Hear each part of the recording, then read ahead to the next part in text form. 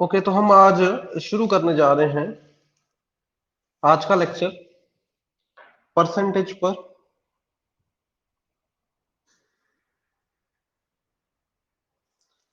ठीक, कुछ परसेंटेज पर हमने लास्ट लेक्चर में कुछ सीखा था। आज और कुछ सीखेंगे, कुछ नया सीखेंगे। ठीक है, बट परसेंटेज चैप्टर के लिए आपको बहुत मेहनत करनी चाहिए फ्रैक्शन टेबल पर। ठीक है, फ्रैक्शन टेबल आपके लिए सिंपल होना चाहिए, मतलब आप उसको टिप्स पर रखो अपने। ठीक है, फ्रैक्शन टेबल आपके टिप्स पे होना चाहिए। ओके, तो जैसे हम कुछ क्वेश्चंस करते हैं। ठीक, तो फ्रैक्शन टेबल आपको अच्छे से आना चाहिए।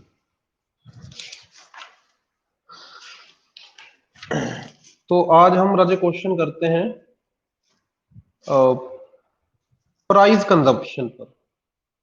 Price consumption. ठीक है, ये कैटेगरीज हैं, कुछ कैटेगरीज हैं, मतलब जो हमने ही बनाई है, वैसे कुछ इनकी तरफ से नहीं है, चैप्टर की तरफ से नहीं है, हमने अपनी तरफ से बना दी है। ठीक है, तो क्या होता है राजा भी, जैसे जैसे किसी चीज का प्राइस बढ़ेगा, ठीक है, मतलब आपको पता ही है, ये एक, मान लो आपकी इनकम फिक्स है। Suppose your income is fix. आपकी जेब में हर महीने का 50,000 आएगा। ठीक है, तो अगर किसी मतलब सपोज कोई आपकी डेली नीड है। ठीक है, मतलब आपको कुछ मिल्क वगैरह जैसे, या राशन पानी है ना।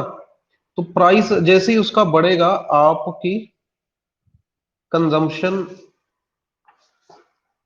मतलब यहाँ पर जो रूल है, ठीक है, आप human to human nature change हो जाता है। ठीक है, जो इस चैप्टर की डिमांड है वो है भी प्राइस बढ़ेगा तो कंजम्पशन कम, और अगर प्राइस कम होगा तो कंजम्पशन ज्यादा। ठीक है, पर अगर अगर ये चीज कब पॉसिबल है, अगर आपने सेम रखना है। ठीक है, क्या सेम रखना है? देखो, प्राइस इनटू कंजम्पशन करने पर क्या आता है? एक्सपेंडिचर, खर्चा। ठीक है, क्या आता है भाई? खर्चा। अगर आपने खर्चा सेम रखना है, फिर ये रूल लगाना हो। ठीक है, फिर ये रूल लगाना हो। ठीक है, एक बार मेरे को पता नहीं समझ आया होगा, एक बार आप वैसे ही समझ लो भी, अगर आपने एक्सपेंडिचर सेम रखना है, समझ रहे मेरी बात? अगर आपने सोच लिया भाई, मैंने बाइक में 100 रुपए का ही तेल फिल करवाना है, चाहे इसका रेट 100 रुपए हो जाए, चाहे 150 रुपए हो जाए, चाहे 90 रुपए हो जाए। ठीक है, मैंने तो बाइक में 100 रुपए का ही तेल डलवाना है। तो अगर प्राइस बढ़ेगा, और आपने तो 100 रुपए ही खर्चा करना है, आपने एक्सपेंडिचर 100 रुपए ही करना है, तो खुद ही सोचो राजे, आपको फिर कंज्यूम कम करना पड़ेगा ना। आपको कंज्यूम कम करना पड़ेगा, तो ये रिलेशन आप याद रखो भी, अगर आप एक्सपेंडिचर सेम रखना चाहते हो। ठीक, तो इसमें एक और बात है भी, ये जो, मतलब अगर आप एक्सपेंडिचर सेम रखना चाहते हो, तो प्राइस जो है वो एक तरह से इनवर्सली प्रोपोर्शनल होगा कंजम्पशन के। ठीक है, ये इनमें रिलेशनशिप होगा। कंजम्पशन बढ़ेगी, प्राइस कम होगा, कंजम्पशन कम होगी, प्राइस ज्यादा होगा। ठीक है। ठीक है, ये नोट कर लिया आपने? ठीक है, तो एक क्वेश्चन करते हैं इस पे। एक क्वेश्चन करते हैं, the price of rice falls by 20%। भी साथ साथ में नोट कर ले अपनी नोटबुक पे भी, किसी हाँ, किसी जो भी कुछ कमोडिटी बोल देंगे, राइस है या कुछ है, भी उसका प्राइस 20% गिर गया। How much rice can be bought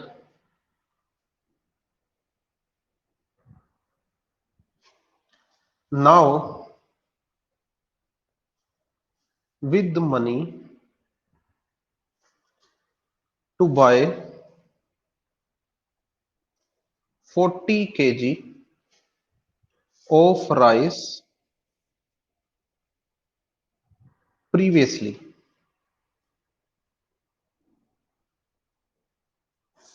Of rice previously. ठीक, स्टेटमेंट नोट कर ली भाई।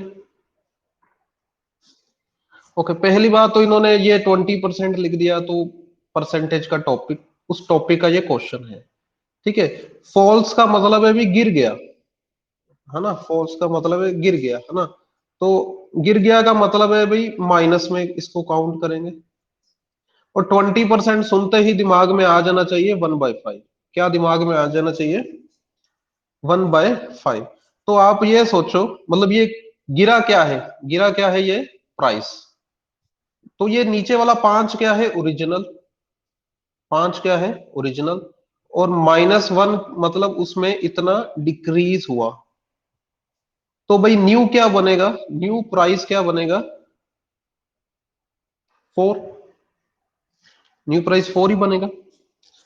ठीक, चले आगे। ओके, तो भाई original, new.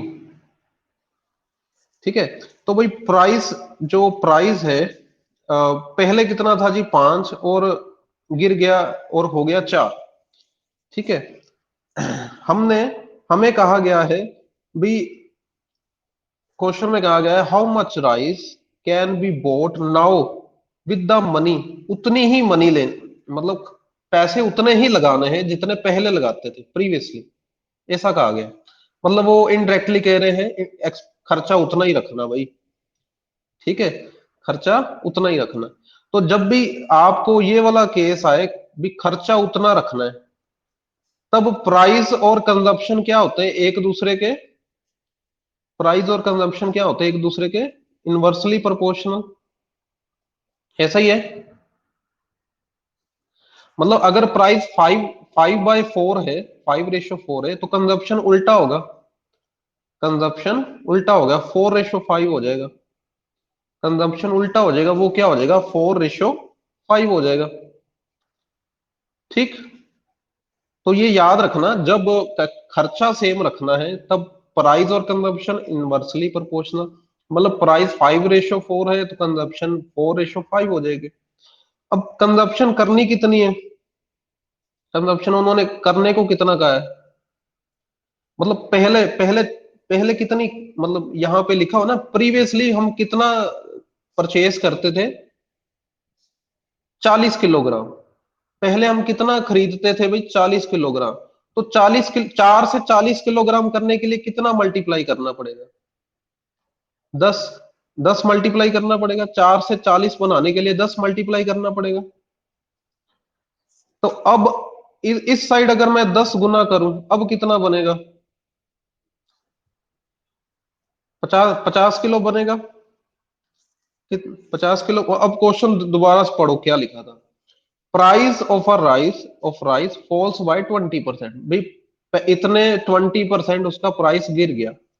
How much, word क्या यूज कर दिया? हाउ मच राइस, कितना चावल अब खरीद सकता है? कैन बी बोट नाउ, अब कितना चावल खरीद सकता है? उन्हीं उन्हीं पैसों से जिन पैसों से पहले 40 किलोग्राम खरीदता था। तो हमें क्या पता उसके जेब में कितने पैसे थे, कितने कम हुए? हमें तो इतना पता है पहले वो 40 किलोग्राम खरीद सकता था, अब उतने ही पैसों से कितने खरीद सकता है भाई? 50 kg। ठीक है, तो आंसर आंसर मतलब अगर किसी ऑप्शन में 50 kg हो तो भाई फटाक से उसको लगाने का, बिना देरी के। ठीक है, समझ आ रहा है? ओके, चलो ये नोट कर लें, फिर आगे चलते हैं। ओके, सेकंड क्वेश्चन देखते हैं भाई। प्राइस ऑफ अनियन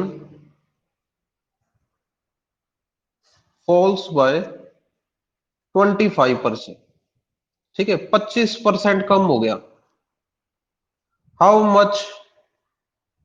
ठीक है, आई वांट भी, मैं चाहता हूं भी ये क्वेश्चन आप करो।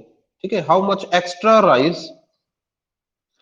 ठीक है, how much extra rice can be boat now with money that was sufficient to buy 30 kg of rice previously।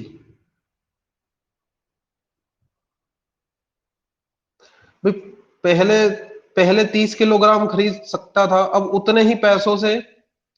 ठीक है, how much extra rice, extra rice कितना खरीद सकता है? ऑप्शन ए 10 kg, 5 kg,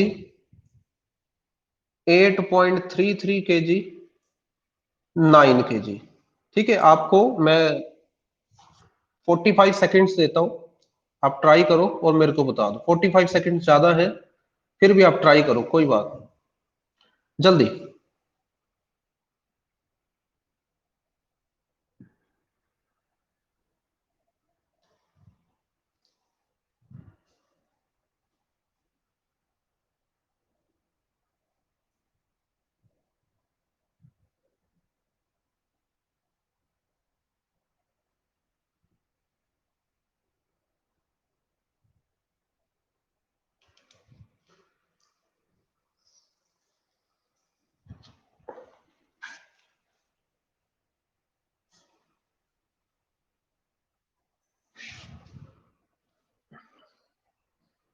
हाँ जी, बिल्कुल। ये देखो, ये भी हो सकता था ऑप्शन में 40 kg दे देते। आपका आंसर सही है, आपका आंसर 10 kg सही है। हो सकता था वो आपको कंफ्यूज करने के लिए आंसर में, ऑप्शन में सपोज वो दे दे 40 kg। अब बंदा कई बार हड़बड़ाहट में या जल्दबाजी में 40 kg आंसर लगा दे। पर उन्होंने पूछा क्या है? देखो, पिछले क्वेश्चन में पूछा था कितना चावल अब खरीद सकता है, कैन बी बोट नाउ। अब इस क्वेश्चन में पूछ रहा है एक्स्ट्रा राइस कितना खरीद सकता है। ठीक है, तो पहले 30 किलो खरीद रहा था, अब 40 किलो खरीद रहा है। आंसर 40 किलो नहीं आएगा, आंसर आएगा 10 किलो। ठीक है, एक्स्ट्रा 10 kg खरीद खरीद रहा है। ठीक है, मैं फिर भी बता देता हूँ आपको। हाँ जी, हाँ जी, क्या बोल रहे थे आप?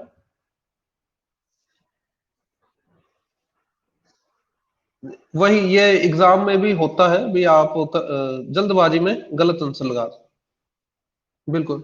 इन्होंने देखो 25% बोला डिक्रीज हुआ है, मतलब दिमाग में फटाफट आना चाहिए 1/4। ठीक, तो 4 क्या है? ओरिजिनल। और ये मतलब क्या हुआ है? डिक्रीज। तो भाई न्यू कितना बन जाएगा? 3। और ये उन्होंने कहा है भी उतने ही पैसों से, मतलब खर्चा बराबर रखना चाहते हैं, है ना? वो खर्चा बराबर रखना चाहते हैं। तो भाई ओरिजिनल, न्यू, यहाँ पे प्राइस, कंजप्शन। तो पहले ओरिजिनली प्राइस था 4, अब नया कितना हो गया है? 3। और क्योंकि खर्चा सेम रखना है, तो रेशो बस उल्टा पुल्टा ही करना है, दोनों की रेशो को उल्टा पुल्टा करना है। ठीक है, अब उन्होंने बताया था भी पहले 30 किलो खरीदे जा रहे थे, मतलब 3 से 30 कैसे होगा? गुना 10 करना पड़ेगा। 10, अब दूसरी तरफ 10 मल्टीप्लाई करोगे तो 40 kg आ जाएगा। पर एक्स्ट्रा कितना खरीदा जा रहा है? एक्स्ट्रा राइस 10 kg, तो आंसर आएगा 10 kg। ठीक, नोटेड। ओके।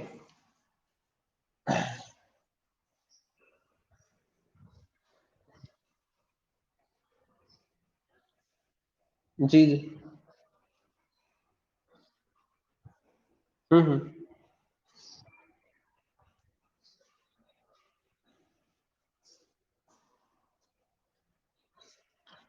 हाँ, वैसे सोच लो आप, डिवाइड पहले, मतलब वैसे ही सोच लो।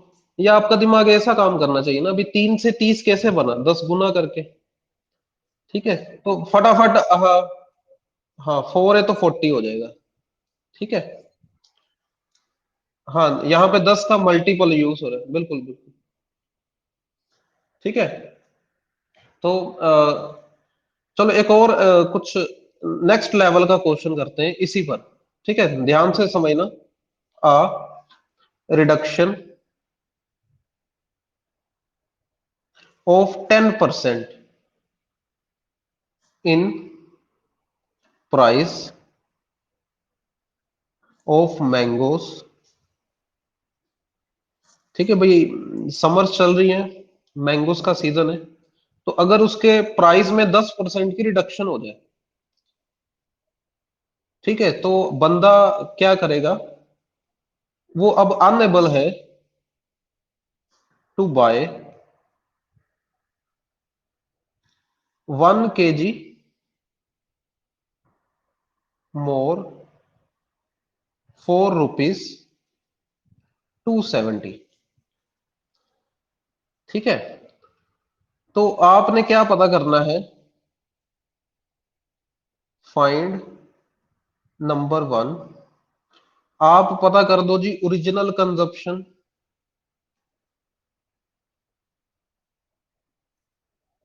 मतलब मैं ये लिख रहा हूं, हो सकता है एग्जाम में आपको कुछ इनमें से एक चीज ही पूछे, ओरिजिनल कंजम्पशन या फिर न्यू कंजम्पशन। ठीक है, तो हम चारों चीजें निकाल कर रख लेते हैं, पता नहीं क्वेश्चनर्स क्या पूछ ले। ठीक है, ओल्ड प्राइस पर मैंगो,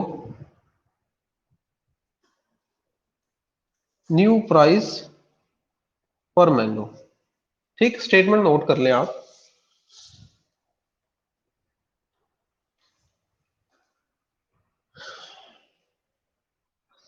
ओके, तो इसमें क्या है भाई, मैं आपको फिर बता दूं, रिडक्शन ऑफ 10%, 10% की कमी आई है भाई, रिडक्शन हुई है। तो समझ रहे हो भाई, 10% का मतलब दिमाग में क्या चलना चाहिए? 1/10। तो ये ओरिजिनल है और ये क्या हुआ है?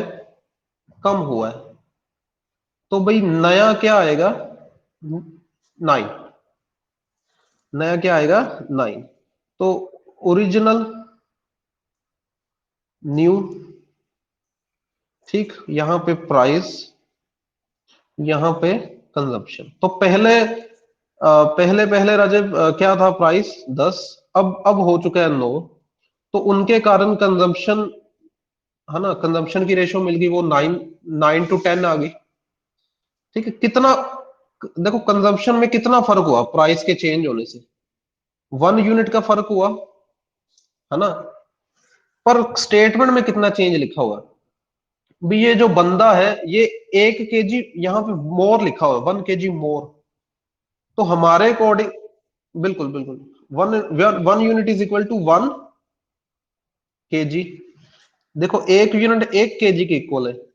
तो जो फर्स्ट वन था ओरिजिनल कंजम्पशन, वो क्या निकल नहीं सकती अब, है ना।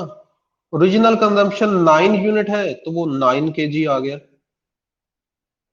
क्या न्यू कंजम्पशन नहीं निकल सकती? वो भी निकल सकती है अभी। वो 10 यूनिट है, तो भाई 10 kg। अब पहले 9 किलो खा रहे थे आम, अब 10 किलो खाएंगे। ठीक। अच्छा, तो पैसे कितने लगा रहे थे भाई? पैसे कितने लगा रहे थे? 270। ठीक है, पैसे कितने लगा रहे थे? 270। तो जब पैसे 270 लगा रहे थे, तब आम कितने आ रहे थे? 9 किलोग्राम आ रहे थे, 9 9 kg आ रहे थे। मतलब आप पर केजी कितने, हाँ पर केजी कितने रुपए लगा रहे थे? 30 रुपीज, है ना। यहां पे मैं लिखूंगा ओल्ड प्राइस पर केजी। पर अब वो कह रहा है, अब स्टेटमेंट में वो कह रहा है अब 270 पे, क्योंकि प्राइस कम हो गया, अब 270 रुपए में 1 किलो आम ज्यादा आ रहे हैं, है ना, 1 kg मोर। मतलब नया प्राइस क्या हो गया फिर? नया प्राइस क्या हो गया राजन? ओ 27 टू है ना, अब न्यू, बिल्कुल बिल्कुल, न्यू प्राइस पर केजी भी, क्योंकि पहले तो भाई 9 किलो आम आ रहे थे, अब 10 किलो आ रहे हैं, तो भाई 27 पर केजी। समझ रहे हो? ठीक है। भी उसने तो दिमाग में फिक्स कर रखा है ना, जैसे मैंने भी फिक्स कर रखा है, मैं जब भी पेट्रोल डलवाने जाता हूँ मैंने कहा भी 120 का डाल दे। ठीक है, 120 का ही डलवाता हूँ, चाहे रेट जो मर्जी हो, चाहे वहां पे 90 हो चाहे 70 हो। ठीक है, तो मेरे को कभी एक्स्ट्रा मिलेगा पेट्रोल, अगर मैं पिछली बार मैंने 80 का डलवाया, आज 90 रुपए, तो मेरे को एक्स्ट्रा मिल जाएगा। ठीक है, अगर कम हुआ तो ना उस अकॉर्डिंग। ठीक है, एक्सपेंडिचर में मेरे दिमाग में है भी, मैंने एक्सपेंडिचर सेम रखना है, मैंने उसके अकॉर्डिंग अपना खर्चा चेंज नहीं किया। ठीक। ओके, चलो एक क्वेश्चन आप करो फिर। कितना कितना क्वेश्चन था ये? Third question. ओके, एक क्वेश्चन आप करो, question number 4। Due to increase,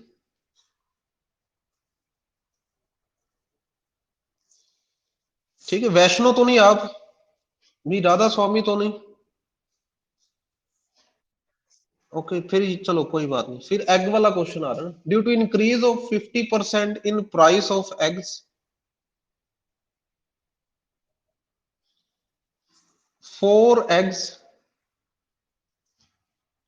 less are available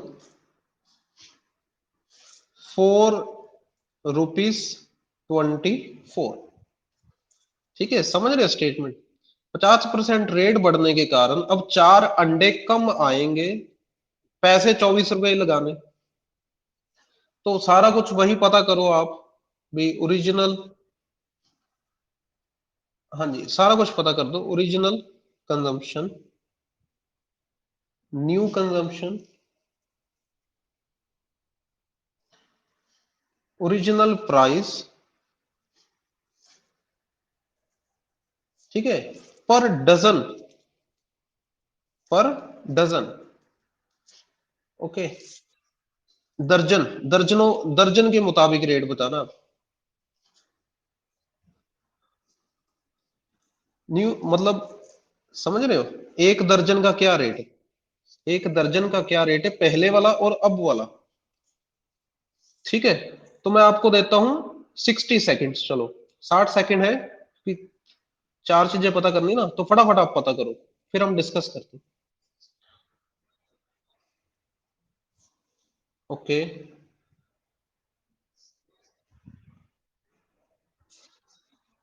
पहले आप कंजम्पशन, सबसे पहले कंजम्पशन निकालते रहे। फर्स्ट ऑफ ऑल आप कंजम्पशन निकालो, फिर प्राइस पे जाना, जल्दी करो।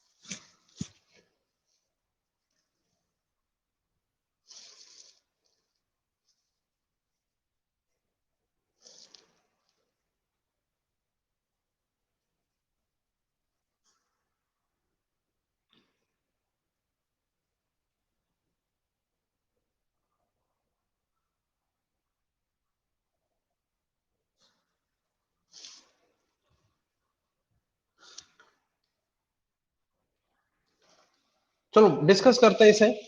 ठीक है, सबसे पहले क्या हुआ है, इंक्रीज हुआ है। ठीक है, तो मैं सबसे पहले 50% को क्या लिखूंगा, मेरे दिमाग में आएगा, मतलब ये चीज दिमाग में करनी पेपर में, है ना, भी 1/2 है। ये चीज सब दिमाग में, पेपर में वहां पे लिखना नहीं भी, है ना। भी दो ओरिजिनल, और ये चेंज आया है, चेंज मतलब प्लस में आया है, तो न्यू क्या हो जाएगा, न्यू 3 हो जाएगा। तो भाई ओरिजिनल, न्यू, ठीक है, प्राइस, कंजम्पशन, मतलब ये चीज आप पेपर में लिख लेना, ये वाली चीज। ठीक है, भाई पहले प्राइस कितना था, 2, अब कितना हो गया, 3। ठीक है, कंजप्शन क्या होगी, कंजप्शन 3/2 हो जाएगी। ठीक, तो ऑब्वियसली बात थी भी, प्राइस बढ़ने पर कंजप्शन ने कम होना था, पहले 3 थी अब 2 होगी। कितना फर्क आया भाई, कितना फर्क आया, 1 यूनिट का फर्क आया। 1 यूनिट किसके इक्वल आ गया, फिर उन्होंने कितना चेंज दिया था भाई, 4 अंडों का, उन्होंने कितना फर्क दिया था भाई, अब 4 अंडे कम आएंगे। ठीक है, जैसे आपके पापा ने 24 रुपए दे दिए आपको, भी 24 रुपए जाके अंडे लेके आ। ठीक है, तो जो पहले पिछले हफ्ते का रेट था, अब रेट बढ़ गया 50%, अब 4 अंडे कम आए। ठीक है, 4 अंडे कम आए, तो 1 यूनिट का मतलब क्या है, 4 एग, 4 एग्स हो गया। ठीक है, तो पहले कितने कितने यूनिट खरीद रहे थे आप, ओरिजिनल कंजप्शन, पहले आप 3 यूनिट खरीद रहे थे, मतलब 1 यूनिट 4 एग है, तो भाई भाई 12, पहले आपको 12 अंडे मिल रहे थे, कितने रुपए में, 24 रुपए में। अभी कितने अंडे मिल रहे हैं, अभी 2 यूनिट मिल रहे हैं, 2 यूनिट का मतलब क्या है भाई, 8 अंडे, में 4 अंडे कम मिल रहे हैं। ठीक है, और अब वो पूछ रहा है भी, दर्जन के पीछे कितने का, ओरिजिनल प्राइस पर डजन। ठीक है, तो इसमें क्या है भी, देखो, आप कितने पैसे दे रहे थे, आप 24 रुपए दे रहे थे, आप 24 रुपीज दे रहे थे। ठीक है, हाँ, 24/12 करोगे, अंडे कितने मिल रहे थे आपको, अंडे कितने मिल रहे थे, 12, समझ रहे हो, 24 रुपए दी, आपने मेरे को 24 रुपए दिए, मैंने आपको 12 अंडे, 12 अंडे दिए, कितने अंडे, एक अंडा कितने का हो गया, 2 रुपए का हो गया। ये तो एक अंडा है ना, उन्होंने पूछा क्या है, हाँ, दर्जन का क्या रेट होगा, तो फिर मल्टीप्लाई 12 करना पड़ेगा ना। देखो, हाँ, 24 आ जाएगा। ठीक है, ये 24 इस तरह से आया है, मैं आपको बताना चाह रहा था भाई, 24 इस तरह से आएगा। ठीक है, अब नया प्राइस क्या होगा भाई, नया प्राइस पर डजन। देखो, पहले हम 24 रुपए दे रहे थे, दुकानदार के हाथ में 24 रुपए पकड़ा दिए, उसने दिए 8 अंडे, तो आपका दिमाग कहेगा भी एक अंडा पड़ गया 3 रुपए का, पर दर्जन कितने के पड़ेंगे भाई, क्योंकि हमने तो भाई दर्जन का रेट देखना है, वो पड़ेंगे 36 रुपीज। तो इनमें से कुछ भी पूछा जा सकता है, इन चारों चीजों में से। ठीक, चले आगे, ये नोट कर ले, नोट कर लो भी, नोट नहीं किया तो।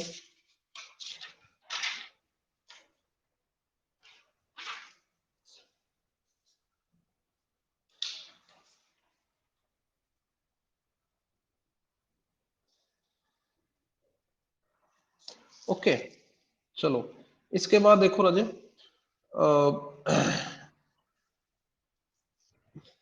जैसे कुछ आपको मैं question category करवाऊं,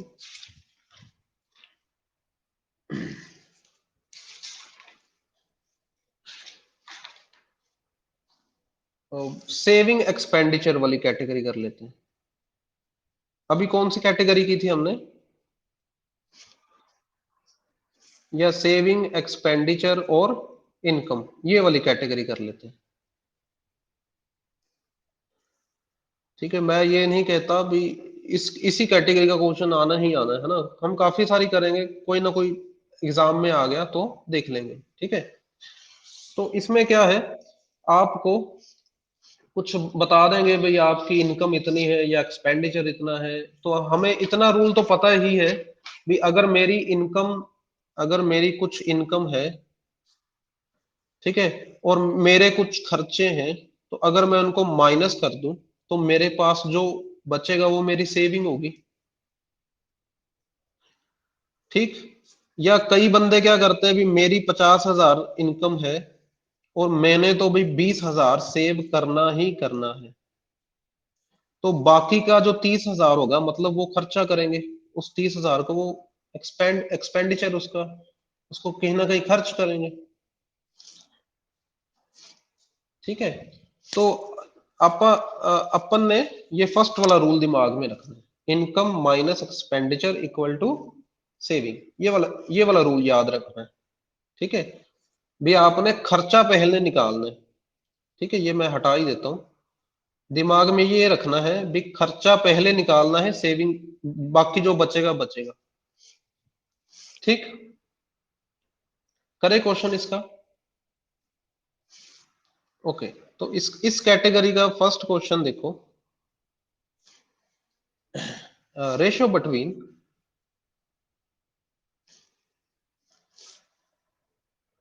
expenditure and saving of a man is 5:4. If income is increased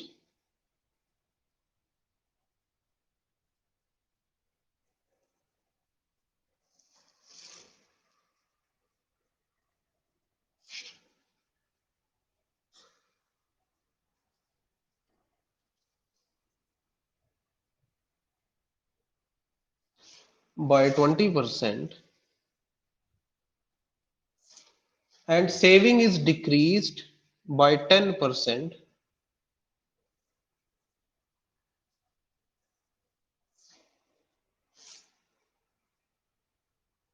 ठीक है, आपको भी कंफ्यूज करने की पूरी कोशिश की जा रही है।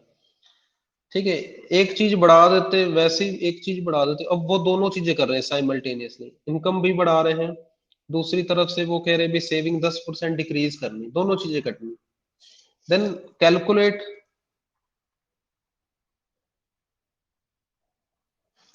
Calculate percentage change in expenditure, भी खर्चे में कितना चेंज आएगा, ये पूछ रहे हैं। ठीक, तीन चार चीजें इसमें नोट करने वाली, पहले तो एक्सपेंडिचर सेविंग की रेशो दे दी, फिर उन्होंने कहा अभी इनकम 20% बढ़ी है, सेविंग 10% डिक्रीज हुई है, कैलकुलेट क्या करना है, परसेंटेज चेंज इन एक्सपेंडिचर। ठीक है, ये आपको लग रहा है ना? ठीक है, उन्होंने ऑप्शन में 30% दे भी देना है, आपको लग रहा है 30%, उन्होंने ऑप्शन में 30% दे भी देना है। ठीक है, नहीं ऐसा नहीं है, नहीं ऐसा नहीं, गलत है ये। ठीक है, बताता हूँ आपको, सॉल्व करते हैं इसे। अच्छा, मैंने आपको क्या बताया था, हमने कौन सा रूल याद रखना है, income minus expenditure equal to saving. ठीक है, तो आपको भी इनकम भी एक्सपेंडिचर कितना दे रखा था उन्होंने, 5, है ना, 5, और सेविंग कितनी दे रखी है, 4। सेविंग कितनी दे रखी, 4, अगर एक्सपेंडिचर 5 है सेविंग 4 है, इनकम कितनी हो जाएगी, 9 होगी। ठीक है, इनकम कितनी होगी, 9 हो जाएगी। ठीक है, तो आप क्या करो, आप क्या करो, इजी करने के लिए, इजी करने के लिए आप क्या करो, 100 से मल्टीप्लाई कर दो इनको। किससे मल्टीप्लाई कर दो, दोनों को 100 से, ताकि हमें कैलकुलेशन इजी करने को आ जाए, भी कैलकुलेशन इजी हो जाए। 100 से मल्टीप्लाई कर दिया दोनों को, ठीक, अब इसका फायदा क्या होगा? अब इसका फायदा क्या होगा? इनकम कितनी बड़ी है? बताओ भाई, इनकम कितनी बड़ी है? 20%। अब देखो, 9 पर 20% निकालना मुश्किल है, 900 पर 20% निकालना इजी है। क्योंकि क्योंकि उसमें 100 तो आ गया, 20% का 100 से कट जाएगा तो 180 आ जाएगा ये। तो 180 इनकम, मतलब ये प्लस, मतलब ये प्लस हुई है, मतलब बड़ी है इनकम इतनी। ठीक है। और 900 में से 500 गए, कितना बचेगा? 400। उन्होंने कहा है अभी सेविंग जो है वो 10% माइनस करनी है।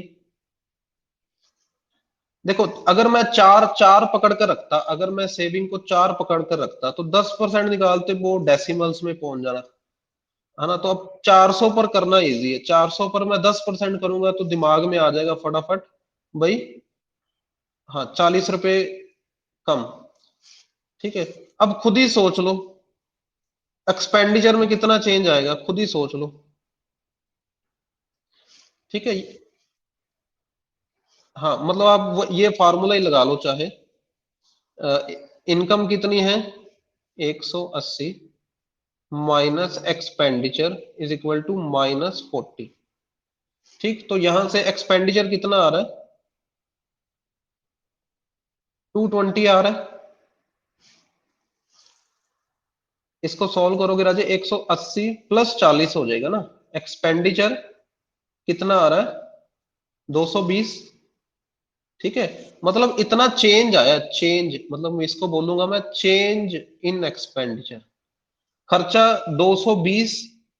ठीक है, खर्चे में कितना चेंज आया? प्लस का 220। कितना आया भाई? प्लस का 220। परसेंटेज चेंज कितनी? परसेंटेज चेंज निकाल लो, क्योंकि आंसर उन्होंने पूछा होगा परसेंटेज में। तो भाई 220 कंपेयर किससे करना है हमेशा राजे? इनकम से कंपेयर करना, सॉरी, ओरिजिनल एक्सपेंडिचर से कंपेयर करना। किससे कंपेयर करना? ओरिजिनल। पहले कितना एक्सपेंडिचर था भाई? 500। चेंज कितना आ गया? 220। ठीक, पर क्योंकि परसेंटेज निकाल रहे हैं, 100 से मल्टीप्लाई तो करना ही पड़ेगा। ठीक, तो ये आंसर कितना आ रहा है? 44%। तो 44% प्लस का मतलब है, अगर उन्होंने अब कंफ्यूज करने के लिए आपको क्या दे सकते हैं, ऑप्शन में दे देंगे 44% इंक्रीज, और एक एक ऑप्शन में दे देंगे 44% डिक्रीज, भी बच्चा कंफ्यूज हो जाए। देखो, प्लस का आंसर आया है तो इंक्रीज लगा देना, माइनस का आंसर आया होता तो एक्सपेंडिचर प्लस, प्लस का 220 आया ना, तो खर्चा 44% बड़ा है। सम ठीक है, तो आंसर आएगा एक्सपेंडिचर इंक्रीज बाय 44%। ठीक है, नोट, इसे नोट कर लिया जाए। ओके, एक और क्वेश्चन देता हूं आपको।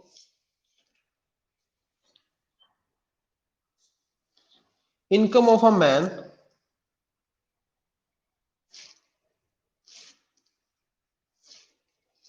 is 8500 rupees and his expenditure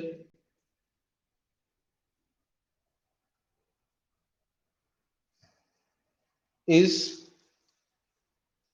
5100. If income is increased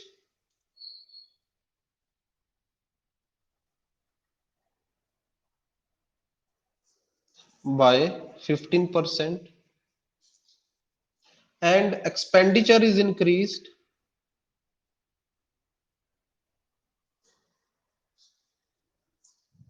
by 10%, find percentage change in saving. Find percentage change in saving. ठीक है, ऑप्शन है 22%, 15%, 22.5%, 30%, none of these।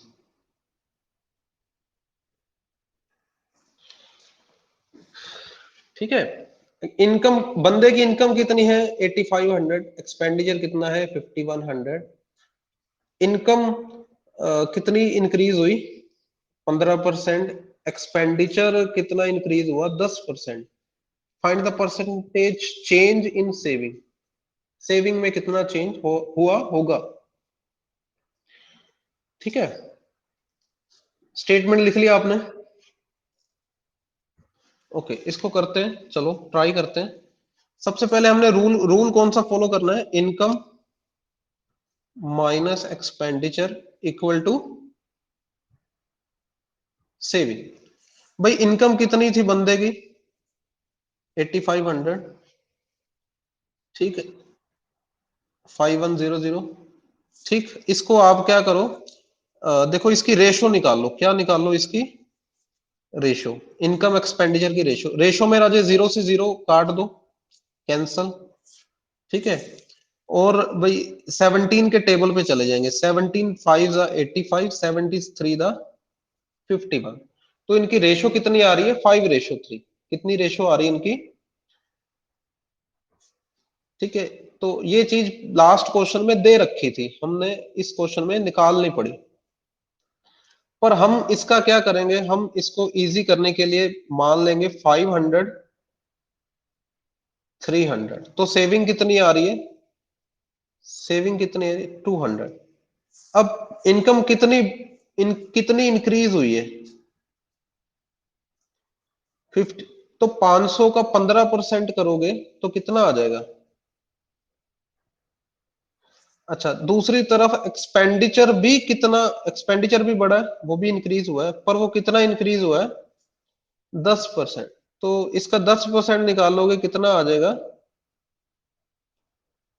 प्लस का 30। ठीक, तो सेविंग कैसे निकलती राजे, अगर आपकी 75 में से 30 माइनस करोगे तो जाके सेविंग कितनी आएगी 40। सेविंग में कितना चेंज आ गया, ये मतलब ये लास्ट वाली रो हमारी किसकी है, चेंज की। ये लास्ट वाली रो किसकी है, चेंज की। तो सेविंग में 45 चेंज आ गया। तो ओरिजिनल सेविंग कितनी थी, परसेंटेज चेंज इन सेविंग।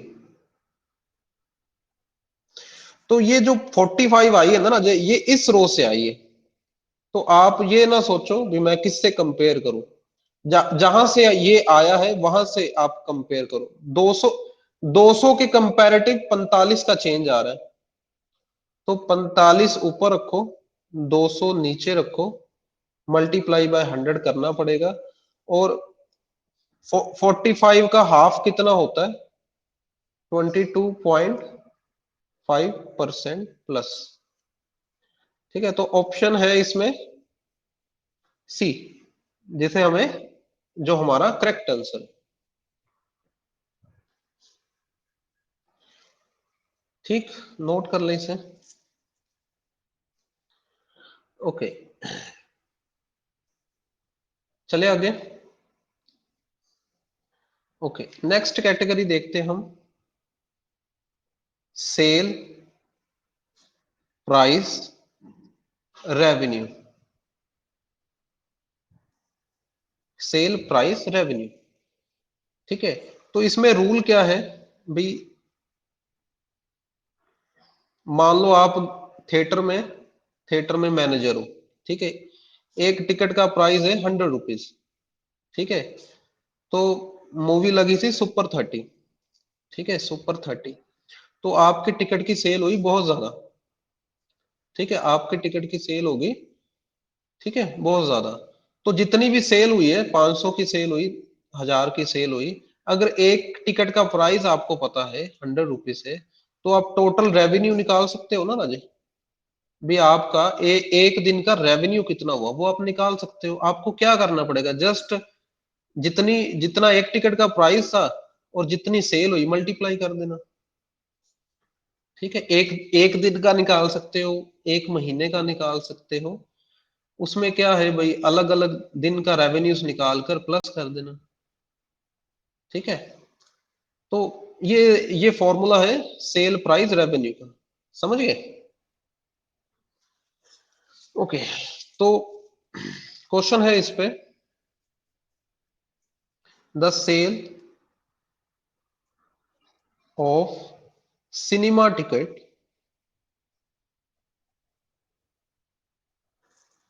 भाई सेल बढ़ गई, भाई मूवी लगी थी अच्छी, सुपर 30 लगी थी भाई, और सेल हो गई इंक्रीज। भी स्कूल के स्कूल आ रहे हैं अपने बच्चों को लेकर, ठीक है, भी हम अपने स्कूल के स्टूडेंट्स को सुपर 30 मूवी दिखाएंगे जी। तो सेल बढ़ गई, तो देखो सेल बढ़ रही है तो प्राइस प्राइस भी बढ़ा सकते हैं, टिकट का प्राइस भी बढ़ा देंगे थिएटर्स वाले। तो प्राइस ऑफ टिकट वो भी इंक्रीज हो गया,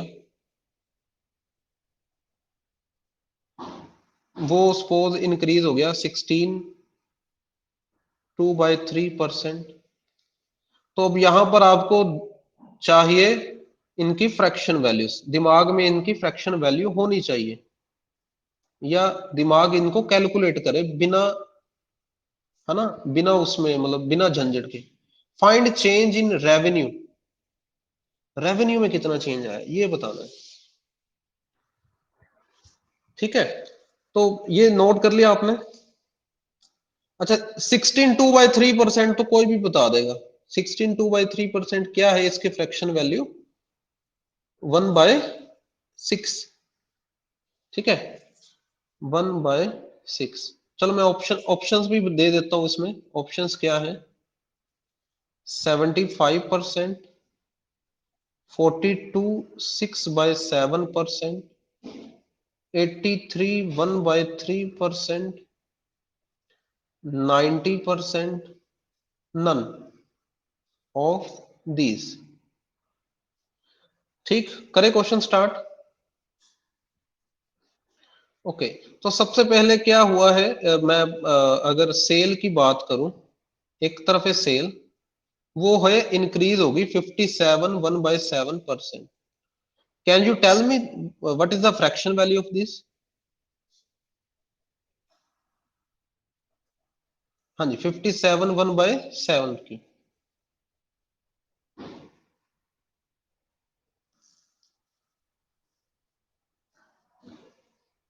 अच्छा, ये दोनों प्लस का केस है, दोनों इंक्रीज हुए हैं तो प्लस लिख देंगे। 16.2/3% तो सभी को पता होगी, क्योंकि फ्रैक्शन टेबल तो पढ़ा, 1/6। तो न्यू क्या आएगा, देखो ये 6 क्या है, ओल्ड प्राइस, 1 क्या है, चेंज, प्लस का +1 का चेंज आया, तो न्यू क्या होगा, 7, ठीक है। 57 1/7% बता सकते हैं कोई?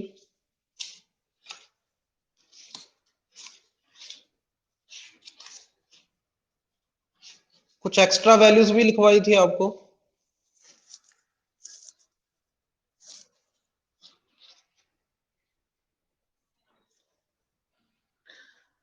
ओके, देखो क्या क्या कर सकते हो आप, क्या कर सकते हो, या तो इसको लिख लो 50%, और ये लिख लो 7 1/7%। तो 50% कितना होता है, 1/2। 7 1/7% तो भाई आपको टेबल में से याद होना चाहिए, भाई ये किसके इक्वल है, 1/14 के।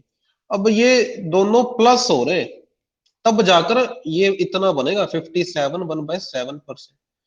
तो 1/2 +1/14।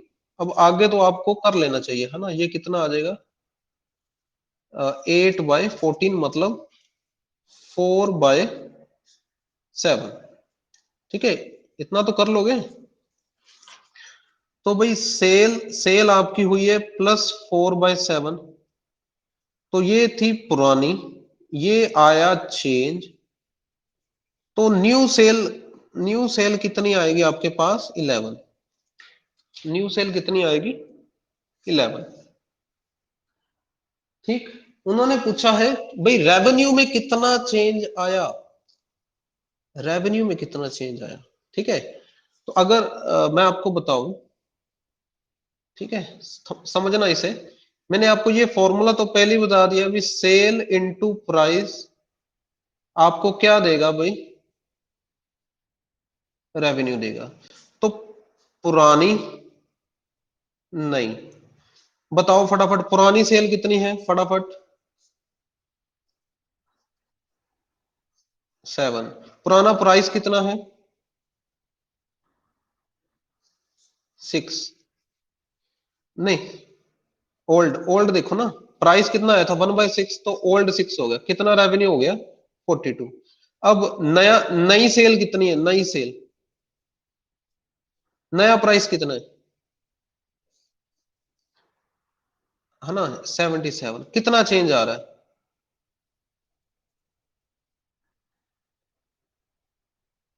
पूछा क्या है उन्होंने, परसेंटेज पूछी है ना,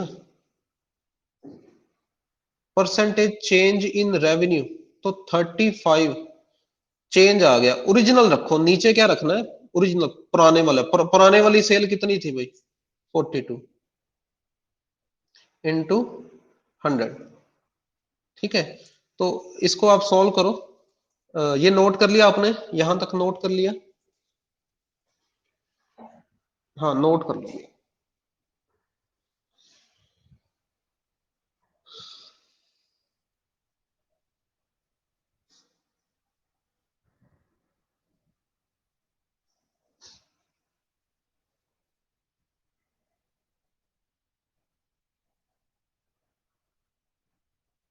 हो गया, तो ये है 35/42 इंटू 100। तो ये आ रहा है है ना 757 के टेबल पे चला जाएगा। ओके, 500/6%, और इसको आप जब कैलकुलेट करोगे 83 1/3%। ठीक है,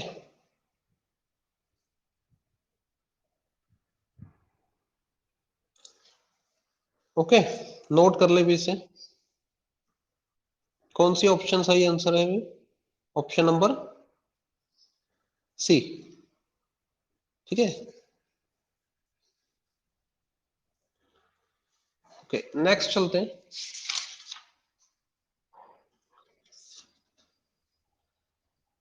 अच्छा, कुछ एक और कैटेगरी हम बना रहे हैं अपनी तरफ से। ठीक है, न्यूमिनेटर डिनोमिनेटर कैटेगरी।